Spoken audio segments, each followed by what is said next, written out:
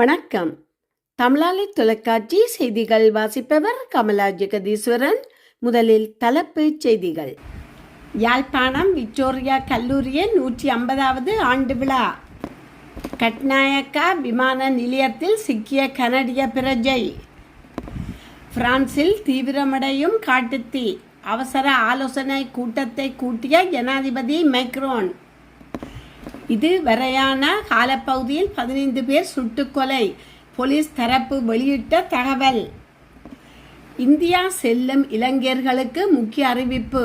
Visa நடைமுறையில் புதிய மாற்றம். குழந்தைகளுக்கு 24 மணி நேரத்திற்கு மேல் காய்ச்சல் நீடித்தால் வழங்கப்பட்டுள்ள அவசர எச்சரிக்கை. தமிழ்நாட்டில் வசூலை வாரி குவிக்கும் ஜனநாயகன். 4 நாட்களில் இத்தனை கோடியா? ஹோர்மோஸ் நீரிணையில் வெடித்து சிதறிய எண்ணெய் கப்பல். இந்தியாவின் தேர்தல் முறைகள் குறித்து முக்கிய நடவடிக்கை. மோடி வெளியிட்ட தகவல். ட்ரம்ப் உடனான சந்திப்பில் ஈரான் விவகாரமே முதன்மையாக இருக்கும். நெதன்யாகு அறிவிப்பு. இனி தொடர்கிறது விரிவான செய்திகள்.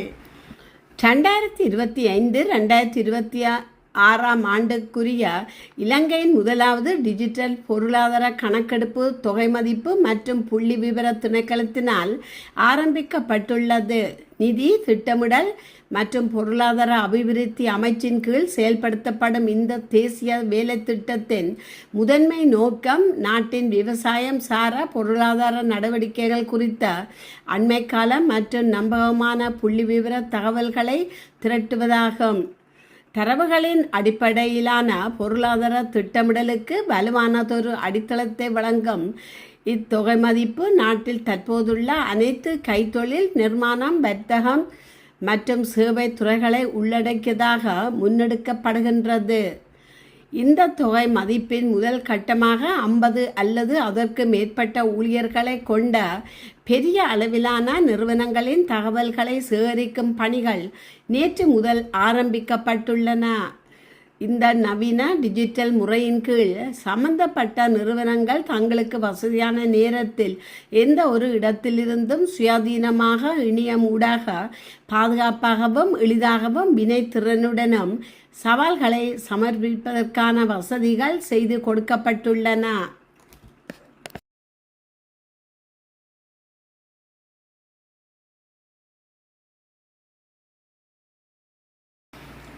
கட்நாயக்கா பண்டார்நாயக்கா சர்வதேச விமான நிலையத்தினூடாக சட்டவிரோதமான முறையில் இலங்கைக்குள் கடத்த முயன்ற சுமார் 20 கிலோகிராம் ஹசீஸ் போதைப்பொருளுடன் கனடிய பிரஜை ஒருவர் சுங்க அதிகாரிகளால் கைது செய்யப்பட்டுள்ளார்.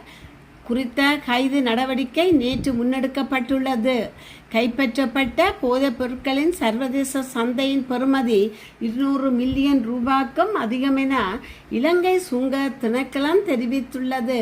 வெளிநாட்டில் இருந்து இலங்கை வந்தடைந்த மேற்படி சந்தேக நபரின் நடத்தை மற்றும் பயண பொதிகள் மீது சந்தேகமுற்ற விமான நிலைய சுங்க அதிகாரிகள் அவரது உடைமைகளை தீவிர சோதனைக்கு உட்படுத்தியுள்ளனர்.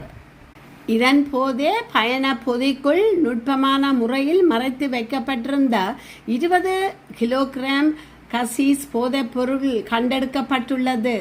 கைது செய்யப்பட்ட கனடிய நாட்டவரிடம் சுங்க பிரிவினர் முதற்கட்ட விசாரணைகளை மேற்கொண்டு வருகின்றனர்.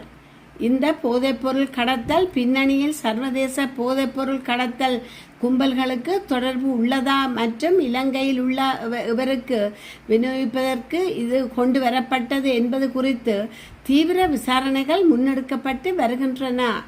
விசாரணைகளின் பின்னர் சந்தேக நபர் மற்றும் கைப்பற்றப்பட்ட போதைப்பொருள் மேலதிக சட்ட நடவடிக்கைகளுக்காக போலீஸ் போதைப்பொருள் பணியகத்திடம் ஒப்படைக்கப்படவுள்ளார். பிரான்ஸ் நாட்டின் தென்மேற்கு பகுதியில் காட்டுத்தீயை கட்டுப்படுத்தவும் வரலாற்று சிறப்புமிக்க போர்டோ நகரை நோக்கி தீ பரவுவதை தடுக்கவும் பிரான்ஸ் ஜனாதிபதி இமானுவேல் மேக்ரோன் அமைச்சரவையின் அவசர கூட்டத்தை கூட்டியுள்ளார். சுமார் 8.5 லட்சம் மக்கள் வாழும் போர்ட்டோ பெருநகர் பகுதியில் இருந்து வெறும் 15 கிலோமீட்டர் தொலைவில் தீ பரவி வரும் நிலையில் வரும் நாட்களில் மீண்டும் வெப்ப அலை வீசக்கூடும் என்ற வானிலை முன்னறிவிப்பு அதிகாரிகளிடையே பெரும் பரபரப்பை உருவாக்கி உள்ளது. பிரபல திராட்சை மதுபான உற்பத்தி பிராந்தியமான ஜெரோட்டே பகுதியில் தற்சமயம் நிலைமை ஓரளவுக்கு கட்டுப்பாட்டுக்குள் இருப்பதாகவும் கூறப்பட்டாலும் இதுவரை கண்டிராத அளவிலான காட்டுத்தீ பரவி வருவதாக உள்ளூர் மேயர்கள் கவலை தெரிவித்துள்ளனர். ஐரோப்பாவில் தொடர்ந்து பதிவாகி வரும் வெப்ப அலை மற்றும் வறட்சியால் பிரான்ஸ் மற்றும் ஸ்பெயின் நாடுகளில் காட்டுத்தீ மிக வேகமாக பரவி இதுவரை 3 லட்சத்துக்கும் அதிகமான மக்கள் தங்கள் வீடுகளை விட்டு வெளியேற வேண்டிய கட்டாயத்துக்கு தள்ளப்பட்டுள்ளனர். அண்டை நாடான ஸ்பெயினிலும் காட்டுத்தீ காரணமாக 75,000த்துக்கும் மேற்பட்ட மக்கள் பாதுகாப்பு இடங்களுக்கு மாற்றப்பட்டுள்ளனர். தலைநகர் மேட்ரிட்டை நோக்கி நகர்ந்து வந்த தீயின் வேகம் தற்போது சற்று குறைந்துள்ளதாக கூறப்படும் நிலையில் அங்குள்ள மக்கள் மீண்டும் தங்கள் வீடுகளுக்கு திரும்ப அதிகாரிகள் அனுமதித்து வருகின்றனர். ஐரோப்பா முழுவதையும் உலுக்கி வரும் இந்த தொடர் வெப்ப அலைகள் மற்றும் காலநிலை மாற்ற விளைவுகள் அப்பகுதியில் கடுமையான இயற்கை அழிவை ஏற்படுத்தி வருகின்றன. இலங்கையில் இந்த ஆண்டு இதுவரை மொத்தம் 22 துப்பாக்கிச் சூட்டு சம்பவங்கள் பதிவாகி உள்ளதோடு 15 பேர் உயிரிழந்துள்ளதுடன் 12 பேர் காயமடைந்துள்ளனர் என்று போலீஸ் திணைக்களம் தெரிவித்துள்ளது. இதில் இம்மாதம் 11ஆம் தேதி முதல் 25ஆம் தேதி வரையிலான 14 நாட்களுக்குள் மாத்திரம் 10 துப்பாக்கிச் சூட்டு சம்பவம் இடம்பெற்றுள்ளன. இந்த 2 வார கால பகுதியில் மாத்திரம் 3 பேர் உயிரிழந்துள்ளதுடன் 5 பேர் காயமடைந்துள்ளனர். துப்பாக்கி சூட்டு சம்பவங்கள் தொடர்பில் கருத்து தெரிவித்துள்ள போலீஸ் ஊடக பேச்சாளர் உதவி போலீஸ் அத்தியட்சர் F.U. வூட்லர் அனைத்து துப்பாக்கிச் சூட்டு சம்பவங்களும் திட்டமிடப்பட்ட பாதாள உலக குற்றங்கள் மற்றும் சட்டவிரோத போதைப்பொருள் கடத்தலுடன் தொடர்புடையவை என்று குறிப்பிட்டுள்ளார். தாக்குதல்களை திட்டமிடும் பிரதான குற்றவாளிகள் பலர் வெளிநாடுகளில் இருந்து கொண்டு தங்கள் எதிர் கும்பலின் உறவினர்கள் அல்லது உதவியாளர்களை இலக்கு வைத்தே இந்த தாக்குதல்களை முன்னெடுத்து வருகின்றனர்.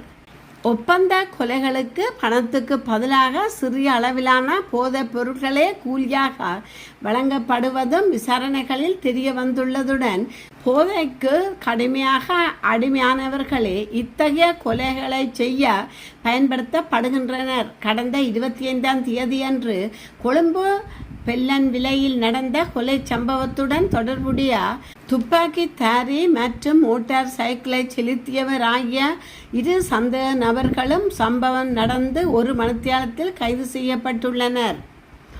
பொலிஸ்மா அதிபரின் நேரடி வழிகாட்டலின் கீழ் தொலைபேசி மற்றும் தகவல் தொடர்பு பாகுபாய்வுகள் உள்பட உளவுத்துறைகள் நடவடிக்கைகள் தீவிரப்படுத்தப்பட்டுள்ளன.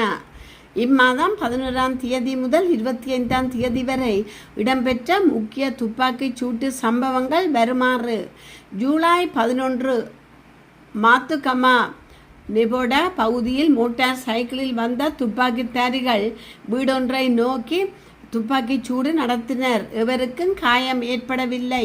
ஜூலை 15 கட்டுநாயக்காவில் போதைப்பொருள் சோதனை நடவடிக்கையின் போது சந்தேக நபர் ஒருவர் போக்குவரத்து போலீஸ் அதிகாரியின் சேவை துப்பாக்கியை பறித்து அவர் மீது துப்பாக்கிச் சூடு நடத்தியதில் அதிகாரி காயமடைந்தார்.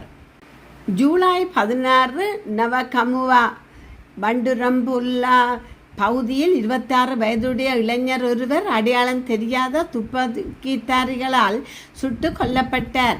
ஜூலை 19 தெஹிவலை கல்கிசை பொது மயானத்தில் பணியாற்றிய 59 வயதுடைய பாதுகாப்பு உத்தியோகஸ்தர் மீது துப்பாக்கிச் சூடு நடத்தப்பட்டதில் அவர் காயமடைந்தார். ஜூலை 19 பிலியந்தலை தர பகுதியில் பாலால் தாக்க முயன்ற 24 வயதுடைய நபர் மீது போலீசார் துப்பாக்கிச் சூடு நடத்தியதில் அவர் காயமடைந்தார். ஜூலை 21 தேவி நுவர பகுதியில் கடற்தொழிலாளி ஒருவரின் வீட்டை நோக்கி காரில் வந்த ஆயுததாரிகள் பல தடவைகள் துப்பாக்கி சூடு நடத்தினர். உயிர் சேதம் எதுவும் ஏற்படவில்லை. ஜூலை 22 பெலியத்தை பலபல பகுதியில் போலீஸ் சார்ஜன் ஒருவரின் வீடு மீது துப்பாக்கி சூடு நடத்தப்பட்டது. அவரும் அவரது குடும்பத்தினரும் எவ்வித காயமின்றி உயிர் தப்பினர். ஜூலை 23 பத்தளை பள்ளியாவத்தை பகுதியில் குழந்தையின் பிறந்தநாள் விழா நடைபெற்ற மண்டபத்தில் 39 வயதுடைய நபர் ஒருவர் சுட்டு கொல்லப்பட்டார். ஜூலை 23 தெமட்டகொடை குப்பியாவத்தை மயானம் அருகே இடம்பெற்றுள்ள துப்பாக்கிச் சூட்டில் ஒருவர் காயமடைந்தார். ஜூலை 25 தெகிவெலை பொரஸ்கமுவா வீதியில் அமைந்துள்ள பெல்லன்வில நடைபாதை நுழைவாயிலுக்கு அருகில் 55 வயதுடைய உணவக உரிமையாளர் ஒருவர் சுட்டு கொல்லப்பட்டார். நாட்டில் பொது அமைதியை பேணி பாதுகாப்பதற்காக முப்படைகளின் அனைத்து உறுப்பினர்களையும் குறிப்பிட்ட பிரதேசங்களில் விசேட கடமைகளில் ஈடுபடுத்துமாறு ஜனாதிபதி அனுர குமார திசநாயக்க அவசர உத்தரவை பிறப்பித்துள்ளார். இந்த உத்தரவை சபாநாயகர் ஜெகத் விக்ர ரத்னா இன்று நாடாளுமன்றத்துக்கு உத்தியோகபூர்வமாக அறிவித்துள்ளார். ஜனாதிபதி செயலகத்தினால் சபாநாயகர் ஜெகத் விக்ர ரத்னாவுக்கு அனுப்ப வைக்கப்பட்ட உத்தியோகபூர்வ விசேட செய்தியை அவர் நாடாளுமன்றத்தில் வாசித்துள்ளார். ஜனாதிபதி அனுர குமார திசநாயக்காவினால் பிறப்பிக்கப்பட்டுள்ள இந்த கட்டளையானது நாடாளுமன்றத்தின் அவசர கவனத்திற்கு கொண்டுவரப்படுவதாக சபாநாயகர் குறிப்பிட்டுள்ளார். பொதுமக்கள் பாதுகாப்பு சட்டத்தின் 12ஆம் பிரிவின் மூலம் ஜனாதிபதிக்கு வழங்கப்பட்டுள்ள விசேட அதிகாரிகளின் பிரகாரமே நாட்டின் பொது அமைதியை பாதுகாப்பதற்காக இந்த விசேட பிரகடனம் பிறப்பிக்கப்பட்டுள்ளதாக சபாநாயகர் சபைக்கு தெரிவித்தார். இந்த தரவின் கீழ் பொதுமக்கள் பொது பாதுகாப்பு சட்டத்தின் 1வது அட்டவணையில் நிச்சயம் செய்யப்பட்டுள்ள இலங்கை இராணுவம், கடற்படை மற்றும் விமானப்படை ஆகிய முப்படைகளின் அனைத்து உறுப்பினர்களுக்கும் உடனடியாக பாதுகாப்பு பணியில் ஈடுபட அழைக்கப்பட்டுள்ளனர். குறித்த சட்டத்தின் 2வது அட்டவணையில் சுட்டிக்காட்டப்பட்டுள்ள மாவட்டங்கள் மற்றும் பிராந்திய எல்லைக்குள் பொது அமைதியையும் சட்ட ஒழுங்கையும் சீராக பேணுவதற்காக முப்படையினர் இவ்வாறு களமிறக்கப்பட உள்ளனர். பொதுமக்கள் பாதுகாப்பு சட்டத்தின் 21ஆம் பிரிவோடு சேர்த்து வாசிக்கப்பட வேண்டிய 2ஆம் பிரிவினை விதிகளுக்கு அமைய ஜனாதிபதியின் இந்த கட்டளை நாடாளுமன்றத்தின் தகவல்களுக்காகவும் மேல் நடவடிக்கைகளுக்காகவும் சமர்ப்பிக்கப்பட உள்ளதாக சபாநாயகர் ஜெகத் விக்ர ரத்னா தனது அறிவிப்பில் மேலும் சுட்டிக்காட்டினார்.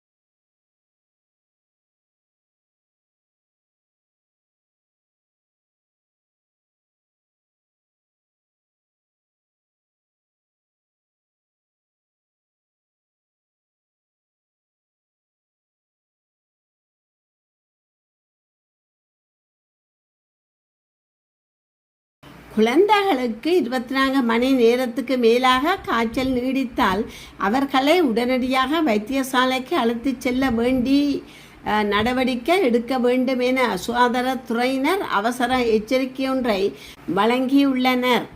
இது தொடர்பில் கொழும்பு சீமாட்டி ரிச்வே சிறுவர் வைத்தியசாலையின் பணிப்பாளர் விசேட வைத்தியர் பிரதீப் ரத்னசேகர விடுத்துள்ள அறிவிப்பில், பெற்றோர் தமது குழந்தைகளை வைத்தியசாலைக்கு அழைத்துச் செல்லும் போது அவர்களின் மருத்துவ குறிப்புகள் உள்ளிட்ட அனைத்து ஆவணங்களையும் தவறாமல் கொண்டு செல்ல வேண்டும்.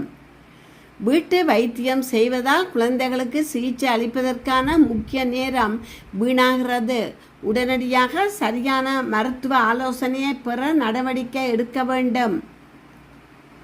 கொழும்பு சீமாட்டி ரிச்வே சிறுவர் வைத்தியசாலையில் தற்போது டெங்கு காய்ச்சலால் பாதிக்கப்பட்ட சுமார் 50 குழந்தைகள் சிகிச்சை பெற்று வருகின்றனர். அவர்களில் 4 ஒரு பகுதியினர் தீவிரமான நிலையில் உள்ளனர். இந்த நிலைமை மேலும் அதிகரித்தால் வைத்தியசாலையில் நெருக்கடி தீவிரமடைய சாத்தியம் உள்ளது என குறிப்பிட்டுள்ளார். உலகளவில் ஒரு தமிழ் திரைப்படம் எவ்வளவு வசூல் செய்கிறது என்பது முக்கியமோ, அதே அளவிற்கு அப்படம் தமிழ்நாட்டில் எவ்வளவு வசூலிக்கிறது என்பதும் முக்கியமாகும். அதிலும் முன்னணி ஹீரோக்களின் திரைப்படங்கள் என்றால் அவர்களுடைய திரைப்படங்கள் தமிழ்நாட்டில் எவ்வளவு வசூல் செய்துள்ளன என்பது தெரிந்து கொள்ள ரசிகர்கள் ஆர்வமாக இருப்பார்கள். இந்த நிலையில் கடந்த வாரம் வெளியான ஜனநாயகன் திரைப்படம் தமிழ்நாட்டில் இதுவரை செய்துள்ள வசூல் குறித்து தகவல் வெளியாகியுள்ளன. கடந்த ஜூலை 23 திரைக்கு வந்த ஜனநாயகன் திரைப்படம் கலவையான விமர்சனங்களை சந்தித்தாலும் ரசிகர்களால் பெரிதளவில் கொண்டாடப்பட்டு வருகிறது. குறிப்பாக தமிழ்நாட்டில் இப்படத்தை தலைமேல் தூக்கி வைத்து கொண்டாடி வருகிறார்கள். ஜனநாயகன் வெளிவந்து 4 நாட்களை வெற்றிகரமாக பாக்ஸ் ஆபீஸில் கடந்துள்ள நிலையில் இதுவரை தமிழ்நாட்டில் மட்டுமே ரூபாய் 85 கோடிக்கும் மேல் வசூல் செய்துள்ளது. இது இப்படத்துக்கு ஓப்பனிங் வாரத்தில் கிடைத்துள்ள அமோக வரவேற்பாக பார்க்கப்படுகிறது. ஜோசப் விஜய் தலைமையிலான தமிழக வெற்றி கழக அரசை கவிழ்ப்பதற்கான இரகசிய சதித்திட்டம் அம்பலமானதைத் தொடர்ந்து தமிழ் அரசியல் களத்தில் ஒரு கடுமையான நெருக்கடி வெடித்துள்ளதாக தெரிவிக்கப்பட்டுள்ளது. தற்போது டிவிகே கட்சியும் அதன் கூட்டணி சிறு கட்சிகளும் எதிர்கட்சிகளான திமுக மற்றும் அதிமுக மீது கடுமையான வர்த்தக போர்களில் ஈடுபட்டு வருகின்றன. சபாநாயகருக்கு எதிரான தீர்மானத்தை ஆதரிப்பதற்காக ஒரு ஆலோசனை நிறுவனம் தனக்கு 35 கோடி ரூபாய் லஞ்சம் வழங்கியதாக டிவிகே கட்சி எம்பி ஒருவர் தனதுக்கு அளித்த முறைப்பாட்டை தொடர்ந்து சென்னை போலீசார் நேற்று 3 பேரை கைது செய்தனர். கைது செய்யப்பட்டவர்களில் ஒருவர் எதிர்க்கட்சியான திமுக எம்பி செந்தில் பாலாஜி மற்றும் அவரது சகோதரன் அசோக் ஆகியோருக்கு நெருக்கமானவர் என்று கூறப்படுகிறது. விஜயின் அரசை கவிழ்க்கும் நோக்கில் 15 டிவிகே எம்பிக்களை ஒரே நேரத்தில் பதவி விலகச் செய்ய வைப்பதே இந்த சதியின் நோக்கம் என அரசியல் வட்டாரங்கள் தெரிவிக்கின்றன. டிவிகே எம்பிஎன் இளையராஜாவுக்கு லஞ்சம் கொடுக்க முயன்ற குற்றச்சாட்டின் பேரில் பாலாஜியின் சகோதரர் அசோக் மீது போலீசார் தற்போது முதல் தகவல் அறிக்கை பதிவு செய்துள்ளனர். அதன்படி இவ்விடயம் தொடர்பாக திமுக கட்சியை டிவிகே கட்சி கடுமையாக குற்றஞ்சாட்டி வருவதாக இந்திய செய்தி ஊடகங்கள் தெரிவிக்கின்றன. கடந்த 40 நாட்களாக அவர்களது எம்பிக்கள் பலர் திமுக கட்சியிடமிருந்து அழுத்தத்திற்கு உள்ளடக்கி வருவதாக கூறப்படுகிறது. நாடாளுமன்ற உறுப்பினர்களுக்கு லஞ்சம் கொடுக்கும் மோசடியில் ஈடுபட்டிருந்த திமுக கட்சி தற்போது காவல்துறையினரால் பிடிக்கப்பட்டுள்ளது என தமிழக அமைச்சர் சிடிஆர் நிர்மலாகுமார் தெரிவித்துள்ளார். முன்னாள் முதலமைச்சர் மு.க. ஸ்டாலினும் எதிர்க்கட்சி தலைவரும் உதயநிதியுமே இந்த நெருக்கடிக்கு காரணம் என்று அவர் நேரடியாக குற்றம் சாட்டியுள்ளார். இந்த குற்றச்சாட்டுக்கு பதிலளித்த எதிர்க்கட்சிகளான திமுக மற்றும் அதிமுக முதலமைச்சர் விஜய் தனது வாக்குறுதிகளை நிறைவேற்ற தவறிவிட்டார் என்றும் அந்த தோல்வியை மூடி மறைப்பதற்காகவே திமுக கட்சி ஆதரவற்ற குற்றச்சாட்டுகளை முன்வைக்கிறது என்றும் கூறுகின்றன.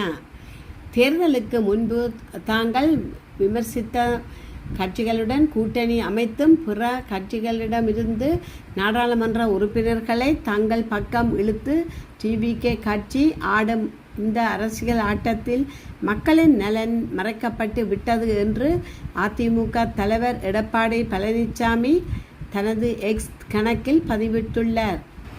இந்தியாவின் தேர்வு முறைகளை மேம்படுத்துவது தொடர்பாய் ஆராய்ந்து அரசுக்கு அறிக்கை சமர்ப்பிக்க இன்போசிஸ் இணை நிறுவனர் நந்தன் நிலேகனி தலைமையில் சிறப்பு பணிக்குழு அமைக்கப்பட்டுள்ளது. இது குறித்து எக்ஸ் தளத்தில் அவர் வெளியிட்டுள்ள காணொளி பதிவில், மாணவர்களின் எதிர்காலத்துக்காக இந்திய அரசு தொடர்ந்து பல நடவடிக்கைகளை எடுத்து வருகிறது. மாணவர்களின் எதிர்காலத்துடன் விளையாடியவர்கள் சிறையில் அடைக்கப்பட்டுள்ளனர். இதற்காக விரைவு நீதிமன்றங்கள் அமைக்கப்பட்டுள்ளன. கடுமையான சட்ட பிரிவுகளுடன் கூடிய புதிய சட்டத்தை கொண்டுவரும் திசையிலும் நாடாளுமன்றத்தில் செயல்பட்டு வருகின்றோம். எனினும் நாம் எதிர்காலத்தை குறித்து சிந்திக்க வேண்டும். நமது தேர்வு முறை நம்பகமானதாகவும் வெளிப்படையானதாகவும் நவீன தொழில்நுட்பத்தின் பயன்பாட்டை அதிகளவில் கொண்டதாகவும் இருக்க வேண்டும். இதை கருத்தில் கொண்டு சர்வதேச அளவில் புகழ்பெற்ற தொழில்நுட்ப வல்லுநரான நந்தன் நிலேகனி தலைமையில் உயர்மட்ட பணிக்குழுவை அமைக்க முடிவு செய்துள்ளது.